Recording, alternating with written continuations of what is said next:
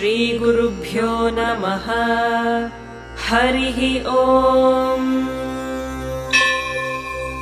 शुक्लाम्बरधरं विष्णुं शशिवर्णं चतुर्भुजं प्रसन्नवदनं ध्यायेत् सर्वविघ्नोपशान्तये।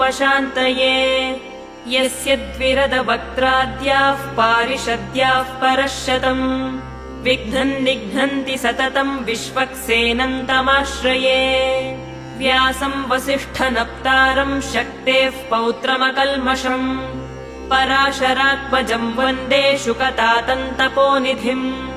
व्यासाय विष्णुरूपाय व्यासरूपाय विष्णवे नमो वै ब्रह्मनिधये वासिष्ठाय नमो नमः।